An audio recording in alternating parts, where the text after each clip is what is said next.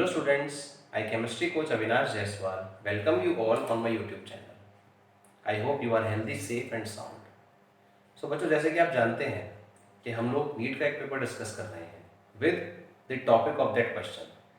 तो हमने बेटा एक सीरीज आपको दे दी थी, आप पढ़ भी चुके होंगे कि हमने पहला पार्ट इसका कर लिया है। आज हम सेकेंड पार्ट पर हैं। जो हमने आपसे कहा है वो हम आपको देंगे बेटा, जो हम कहते हैं वो करते ज़रूर हैं, हम ऐसे ही नहीं हवा में कुछ भी कह दिया। अब इन पेपर्स को करने से बेटा बेनिफिट क्या होगा, इससे आपका बेस तैयार होगा और साथ में आपको यही पता चलेगा कि किस प्रकार के क्वेश्चन एग्जाम में आते हैं। तो जो भी आपको बताया जाए आप उसको एक सेपरेट रजिस्टर में नोट कीजिए, क्योंकि यहाँ पे सिर्फ सवाल नहीं है, सवाल का पूरा टॉपिक है। तो उससे आपको सिर्फ आंसर नहीं मिल जाएगा, आंसर की हो गई, आपको उस जैसे और सवाल करने का भी तरीका पता लगेगा। चलिए देखते हैं अपना पहला क्वेश्चन। क्वेश्चन आपको इस तरफ दिखाया जाएगा। क्वेश्चन क्या रहा है कि नीचे दिए गए में से जो पी टाइप सेमीकंडक्टर्स हैं उनके लिए कौन सा पॉइंट सही बैठता है, सत्य रखना उनके लिए। तो हमें पहले समझना होगा सेमीकंडक्टर्स क्या है, तो थोड़ी सी बात इस बारे में करते हैं बेटा। आप सभी जानते हैं जिन भी सब्सटेंसेस के अंदर बहुत आसानी से करंट का फ्लो हो जाता है दे आर कॉल्ड कंडक्टर्स। ऐसे सब्सटेंसेस जिनके अंदर से करंट पास हो जाए बड़ी आसानी से दे आर कॉल्ड कंडक्टर्स, और जिनके अंदर से ना हो दे आर कॉल्ड इंसुलेटर। लेकिन कंडक्टर और इंसुलेटर के जो बीच में आते हैं बेटा दे आर कॉल्ड सेमीकंडक्टर्स। अगर मैं कंडक्टिविटी की वैल्यू का सवाल पूछूं तो आपको ये वैल्यूज भी ध्यान रखनी है। अगर कंडक्टर की बात करूं तो उसकी कंडक्टिविटी बहुत ज्यादा है, 10 की पावर 4 से लेकर 10 की पावर 7 ओम मीटर इनवर्स तक, ओम इनवर्स मीटर इनवर्स तक। लेकिन अगर मैं बात करूं सेमीकंडक्टर की तो वो काफी घट गई है, आप खुद भी देख रहे हैं बेटा। और अगर बात करूं इंसुलेटर की तो ये तो बहुत ज्यादा ही कम है। अब हमें समझना होगा कि भाई कंडक्टर में पहले ही से ही कंडक्टिविटी इतनी बढ़िया है तो कोई इंप्रूवमेंट की जरूरत नहीं है। इंसुलेटर में आप चाहे कितना भी जोर लगा ले इंप्रूवमेंट होने का ही नहीं। लेकिन सेमीकंडक्टर्स के अंदर कुछ ना कुछ चेंजेस करके हम उसकी कंडक्टिविटी को बढ़ा सकते हैं। बोर्ड पे ध्यान दीजिए बेटा। एक थ्योरी बताई गई थी, बैंड थ्योरी। बैंड थ्योरी का मानना था कि वैलेंस बैंड में होते हैं इलेक्ट्रॉन्स। ये लीजिए बन गया आपका वैलेंस बैंड, और वैलेंस बैंड से बहुत पास अगर कंडक्शन बैंड है या उससे ओवरलैप किया हुआ है तो इलेक्ट्रॉन्स का मूवमेंट बड़ा आसान है, और जब इलेक्ट्रॉन्स का मूवमेंट आसान है तो आप कहलाते हैं conductor, free movement of electrons. लेकिन अगर ये गैप थोड़ा सा इंक्रीज हो जाए बेटा, वैलेंस बैंड और कंडक्शन बैंड के बीच में थोड़ा सा गैप आ जाए तो उस समय इलेक्ट्रॉन्स का मूवमेंट थोड़ा कम हो जाता है। तो ऐसे में आप बन जाते हैं क्या बेटा, सेमी कंडक्टर। आप क्या बन गए, सेमीकंडक्टर बन गए भाई साहब। तो अगर आप 0 केल्विन पे हैं या -273.15 डिग्री सेल्सियस पे हैं, जिसे कहा जाता है एब्सोल्यूट जीरो टेम्परेचर, उस समय आप क्या रहेंगे बेटा, सेमीकंडक्टर भी क्या बन जाएगा बेटा, इंसुलेटर बन जाएगा। लेकिन अगर वैलेंस बैंड और कंडक्शन बैंड में एनर्जी का गैप बहुत ज्यादा है, इसको फॉरबिडन जोन भी कह सकते हैं, तो इलेक्ट्रॉन्स चाहकर भी ट्रांसफर नहीं हो सकते, ऐसे में आप कहलाते हैं इंसुलेटर। दोबारा से, जहां इलेक्ट्रॉन्स का मूवमेंट वैलेंस बैंड से कंडक्शन बैंड में आसानी से है कंडक्टर, थोड़ी मुश्किल से है तो क्या होगा बेटा, सेमीकंडक्टर। 0 केल्विन पे नो कंडक्शन, लेकिन रूम टेम्परेचर पे 298 केल्विन पे इसमें थोड़ा बहुत कंडक्शन हो जाता है। लेकिन इंसुलेटर में किसी भी हालत में कंडक्शन नहीं होता। ये पहले से ही बढ़िया है, ये इतने खराब है कि कुछ हो नहीं सकता। तो वैज्ञानिकों ने कहा कि इसमें हम कुछ मिलावट करके देखते हैं, इसमें हम कुछ डोपिंग करके देखते हैं, कुछ चेंजेस करके देखते हैं, क्या पता कंडक्शन बढ़ जाए। अब चेंजेस कैसे करें बेटा, वो समझते हैं। जब सेमीकंडक्टर समझाने चले बेटा तो उसमें दो चीजें आई कि सेमीकंडक्टर्स को भी आप दो क्लास में डिवाइड कर दीजिए, एक इंट्रिंसिक और एक बेटा एक्सट्रिंसिक। तो बेटा इंट्रिंसिक को आप इंट्रोवर्ट से समझिए और एक्सट्रिंसिक को आप एक्सट्रोवर्ट से समझिए। तो इंट्रिंसिक का मतलब होता है, इंट्रोवर्ट का मतलब होता है जो अपने आप नहीं रहे, अकेला रहे। तो इंट्रिंसिक सेमीकंडक्टर्स आर दोस जो बनते हैं प्योर एलिमेंट से, जैसे कि ग्रुप 14 के कुछ एलिमेंट्स हैं सिलिकॉन एंड जर्मेनियम। अभी ये प्योरीफाइड फॉर्म में है, इसमें कोई मिलावट नहीं करी गई। लेकिन अगर इनके अंदर बाहर से कोई एलिमेंट या कोई सब्सटेंस ऐसा डाला गया जो इनकी कंडक्टिविटी को बढ़ा दे तो क्या बन जाएंगे बेटा? Extensive semiconductor. तो ग्रुप 14 के सिलिकॉन जर्मेनियम के साथ आपने क्या कर दिया बेटा? आपने डोपिंग कर दी। डोपिंग क्या है बेटा? Addition of impurities. आपने इसके अंदर कुछ इंप्योरिटीज ऐड कर दी। अब देखिए बेटा होता क्या है। ग्रुप 14 के एलिमेंट्स के पास है 4 वैलेंस इलेक्ट्रॉन। तो मैं आपको अगर बना के दिखाऊं तो अगर सिलिकॉन की बात करूं तो सिलिकॉन के 2 एटम बना देते हैं आपके लिए, और उसमें आपको 4 इलेक्ट्रॉन्स दिखाई देंगे और इस प्रकार से बैठे हुए हैं। ये ग्रुप 14 का एलिमेंट है सिलिकॉन। अब हमने क्या करा, इसमें इंप्योरिटीज ऐड करी। तो जो इंप्योरिटीज आप ऐड कर रहे हो वो भी 2 तरह की है, एक इलेक्ट्रॉन रिच इंप्योरिटीज और दूसरी बेटा इलेक्ट्रॉन डेफिशिएंट इंप्योरिटीज। इनसे बनेंगे एन टाइप सेमीकंडक्टर और इससे बनेगा बेटा पी टाइप सेमीकंडक्टर। ठीक, अब हमें ये देखना है कि भाई कैसे। सिलिकॉन तो मेरे पास है ही ऑलरेडी। सपोज कीजिए मैंने इलेक्ट्रॉन रिच इंप्योरिटी जो कि ग्रुप 15 या 16 के एलिमेंट होते हैं वो डाल दिए। इलेक्ट्रॉन रिच का एग्जांपल बनेगा बेटा मेरा आर्सेनिक या फास्फोरस। इनके बैलेंस में होते हैं 5 इलेक्ट्रॉन, तो 4 तो हो जाएंगे बॉन्डिंग में इस्तेमाल और 5वां इलेक्ट्रॉन रह जाएगा फ्री, और ये अच्छे से पूरे सिस्टम में डीलोकलाइज्ड हो सकता है। इस एक्स्ट्रा इलेक्ट्रॉन की वजह से ही इलेक्ट्रॉन की कंसंट्रेशन बढ़ गई और एन टाइप सेमीकंडक्टर में कंडक्टिविटी बढ़ जाती है। अगर यही सवाल आपसे पी की जगह एन का पूछा होता तो आंसर बन जाता ज्यादा इलेक्ट्रॉन होना, और साथ में डोपेंट तो आपने डाला ही है क्योंकि डोपिंग करने की वजह से ही इलेक्ट्रॉन्स इंक्रीज हुए हैं। इलेक्ट्रॉन रिच इंप्योरिटी में लिख भी देता हूं। इलेक्ट्रॉन रिच इंप्योरिटी जो है बेटा वो क्या होते हैं? ग्रुप 15 और 16 के एलिमेंट्स। अब इसके अपोजिट पे आते हैं बेटा। सिलिकॉन मेरे पास है ही, फिर से 4 इलेक्ट्रॉन्स है बेटा, और अब मैंने इसके अंदर इलेक्ट्रॉन डेफिशिएंट डाल दिया।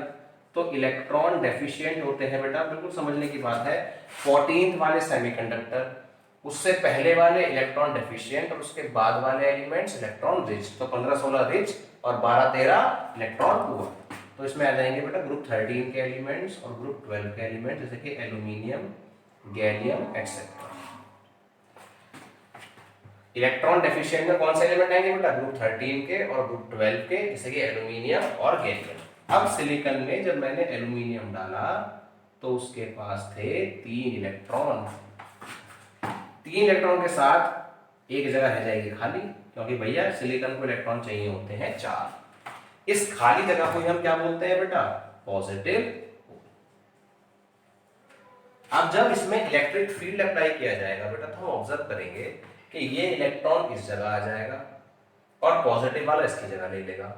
अब इस पॉजिटिव होल की वजह से इस पूरे सेमीकंडक्टर में जो कि पी टाइप का है इलेक्ट्रॉन्स का एक अच्छा खासा मूवमेंट शुरू हो जाएगा।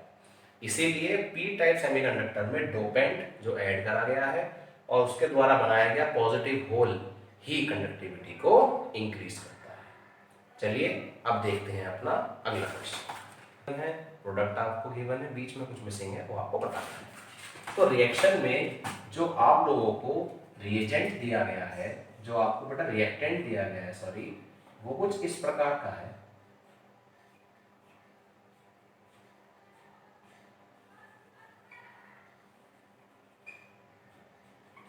इसका नाम बेटा क्यूमीन है और ये आइसोप्रोपाइल बेंजीन के नाम से भी जाना जाता है। इसमें अगर ऑक्सीजन से रिएक्शन कराई जाए या इसका ऑक्सीडेशन कराया जाए तो जो कंपाउंड बनता है उसका नाम है क्यूमीन हाइड्रोपरऑक्साइड।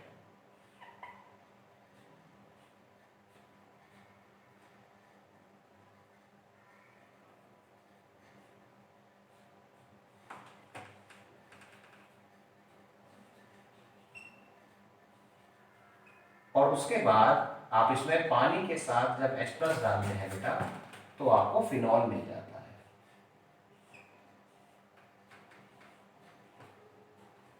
और एसीटोन हो जाता है बेटा बाहर।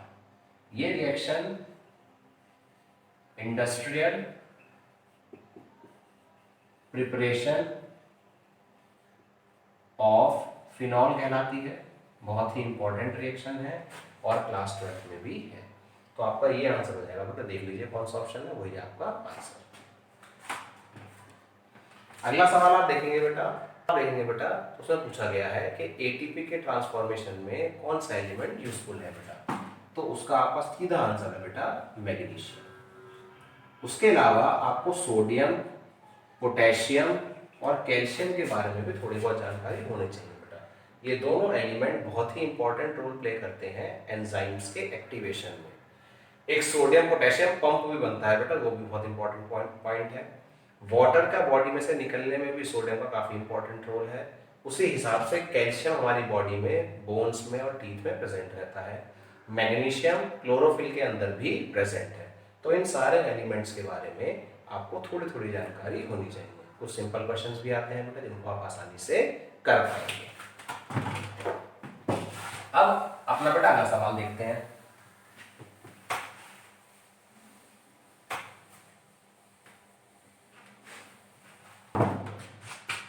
तो बेटा क्वेश्चन आपने पढ़ लिया होगा, इसका आंसर तो मैं आपको बोल ही दूंगा। कह रहे हैं एक डब्बे में हमने गैस को बंद कर दिया है, सही है बेटा, और टेम्परेचर बढ़ा रहे हैं, तो क्या होगा, टेम्परेचर के बढ़ने से पार्टिकल्स के जो अंदर काइनेटिक एनर्जी है वो बढ़ जाएगी। तो ये आपका सही ऑप्शन हुआ। साथ में टेम्परेचर बढ़ेगा तो कंटेनर के अंदर बेटा प्रेशर भी बढ़ जाता है। वॉल्यूम तो कांस्टेंट ही रहेगा बेटा। टेम्परेचर बढ़ाने से अगर कंटेनर क्लोज है बेटा तो काइनेटिक एनर्जी बढ़ेगी, पार्टिकल्स का मोशन तेज हो जाएगा और प्रेशर भी उससे बढ़ जाता है। अगला सवाल देखते हैं बेटा। सवाल आपने पढ़ा होगा, सवाल में लिखा है कि ब्रोमो ऑक्टो ऑक्साइड का स्ट्रक्चर क्या है। तो बेटा पहले फॉर्मूला पता होना चाहिए। इसका फॉर्मूला होता है Br3O8, ये इसका फॉर्मूला है और इसका स्ट्रक्चर कुछ इस प्रकार से बनेगा।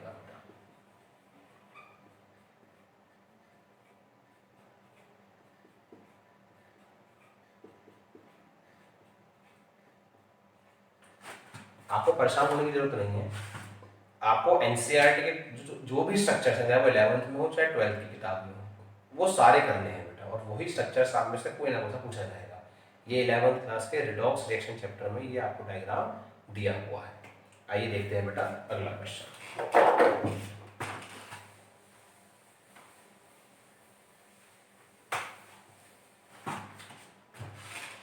अगला क्वेश्चन आपने पढ़ा होगा बेटा, तो पूछ रहा है कि इनमें से, नीचे दिए गए में से कौन सा प्रोसेस ऐसा है जिसमें टेम्परेचर का कोई चेंज नहीं होता।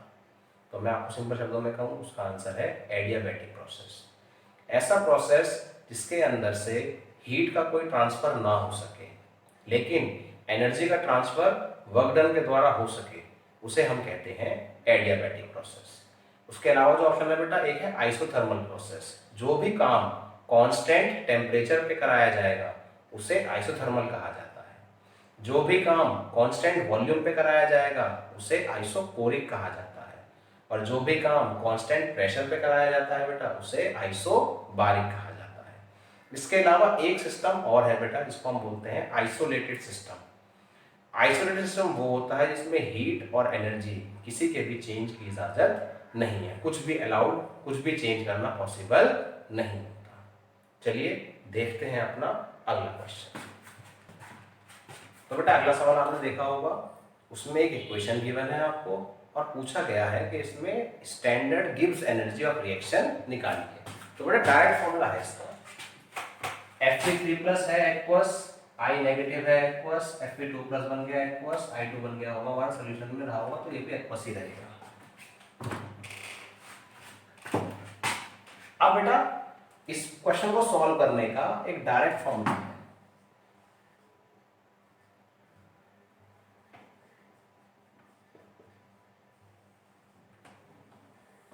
और जो एक्सप्रेशन है वो है बेटा -NFE0 से। अब n क्या है बेटा, n है नंबर ऑफ इलेक्ट्रॉन्स। तो आप बहुत ध्यान से देखिए, Fe3+ से Fe2+ में चेंज कितने का है? तो बेटा 3+ से 2+ में जो चेंज है वो तो 1 का है, लेकिन Fe3+ तुम्हारे पास है कितने? 2, तो ये चेंज भी कितने का हो जाएगा बेटा? 2 का।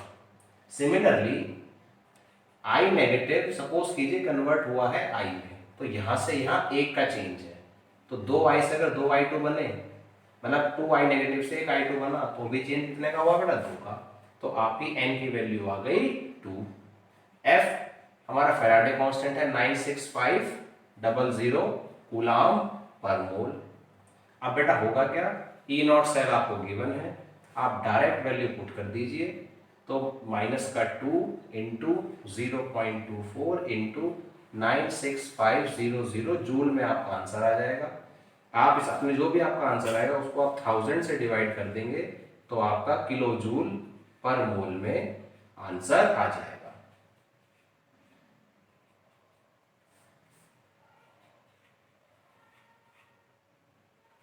यहां से आपका आंसर किलो जूल पर मोल में आ जाएगा। ठीक है बेटा, चलिए देखते हैं अपना अगला क्वेश्चन।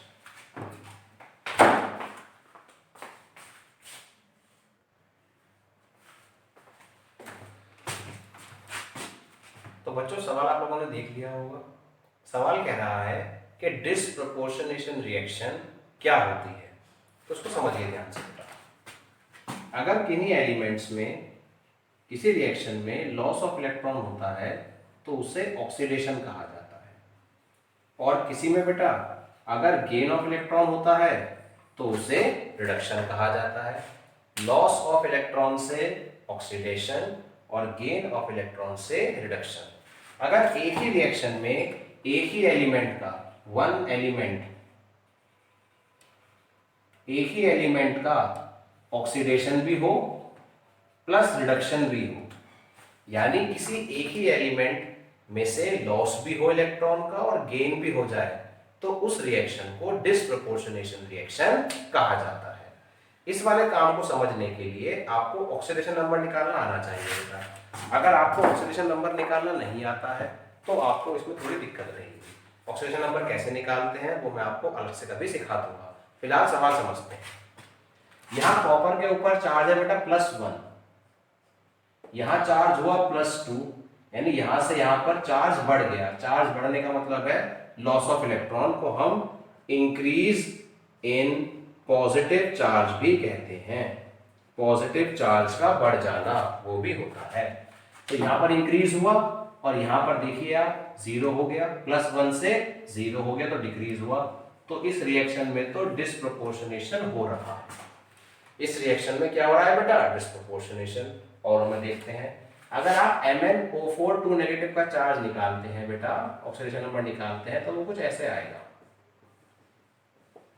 x की वैल्यू आएगी +6, यहाँ पे चार्ज आया +6, यहाँ आप कैलकुलेट कीजिए बिल्कुल ऐसे ही, ऑक्सीजन का चार्ज -2 रखिए, x निकालिए तो ये आएगा +7, और यहाँ निकालेंगे बेटा तो चार्ज आएगा +4। आप खुद सॉल्व कीजिए। अब +6 से +7 हो गया इंक्रीज, और +6 से +4 हो गया डिक्रीज, तो ये रिएक्शन भी डिसप्रोपोर्शनेशन का एग्जाम्पल हुआ।